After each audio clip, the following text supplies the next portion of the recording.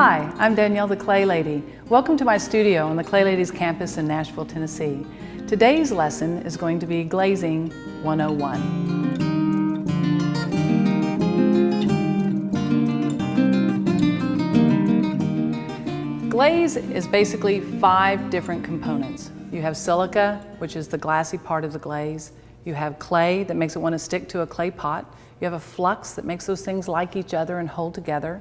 There's a colorant, either a natural colorant like red iron oxide that's just found naturally in the ground, or a manufactured colorant, and water. When you glaze, what happens is your pot that's been bisque fired. The reason why it's called bisque fired because it's made your pot hard as a biscuit. Usually that temperature is measured in cone 06 to 04, basically around 1900 degrees. What happens at 1900 degrees is clay is made out of alumina and silica and a flux.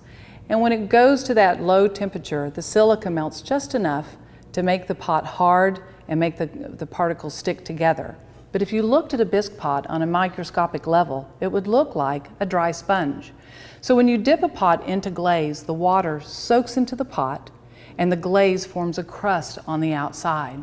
This is important for you to understand because if you have your pot water soaked, let's say you glazed it, didn't turn out right, you rinsed it, you tried to glaze it, it's not going to work because your pot's already water soaked.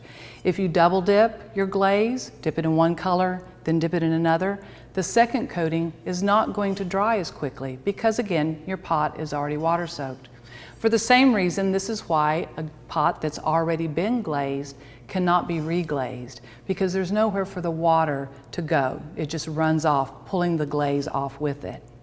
So we have waxed the bottom of our pot. The reason why we wax is so that the water won't soak in to the bottom of the pot, leaving a crust of glaze. If that crust of glaze is on the bottom of the pot, when it goes into the kiln, it will actually fuse to the kiln shelf. So we wax the bottom. We use a cold wax in our studio, and I put the wax on with a small makeup sponge. They're inexpensive, and the main reason why I like is because when you dip it in the wax, you can go around that corner just right and pull that pot around. You'll get a nice even line. While we wait for the wax to dry, we're going to stir our glaze up. In my studio, we use dipping glazes. Glazes can go on brushing, dipping, pouring, spraying. We use the large 5-gallon buckets for all of our glazes. Opulence glaze also comes brushable, as do other manufacturers. There's some advantages to brushing. You don't have to buy a full 5-gallon bucket of glaze. It's good just for testing or if you have a small home studio. We've just started using brushable glazes in the studio for maybe some detail work or some smaller pieces. But I'm going to stir this glaze up. As glaze settles, there's water on the top, the glaze falls to the bottom. We want to make sure that we get all the material up. A good vigorous stirring is important. Once we get that stirred up, it's time to dip the pot. I like to use dipping tongs just because it's manageable. It doesn't touch as much of your pot as if you use your hands.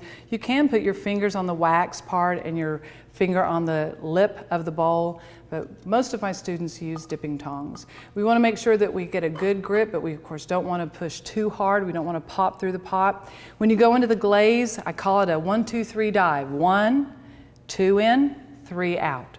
1, 2 in, 3 out.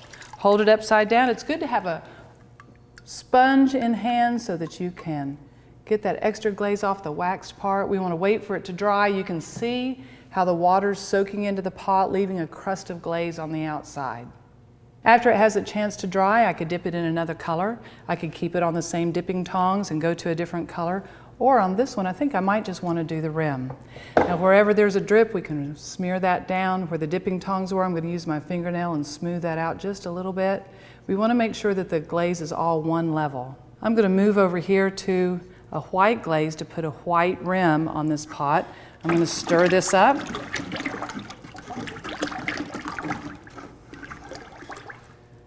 Waiting for the glaze to settle so I can get a good even line. Dip in, pull out. As I mentioned before, the second dip takes a little bit longer to dry because the first coating of glaze water soaked the pot. If I flip it over right side up too quickly, this extra glaze will drip down the side. You can encourage some of that to come off. Before you put it into the kiln, you want to make sure you get a good clean wipe on the bottom. Any bubbles or any lines that you've seen, you can just gently tap out. And then you would fire that in the kiln.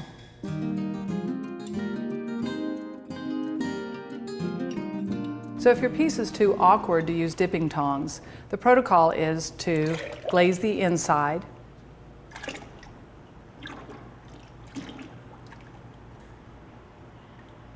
glaze the outside, and then dip the rim.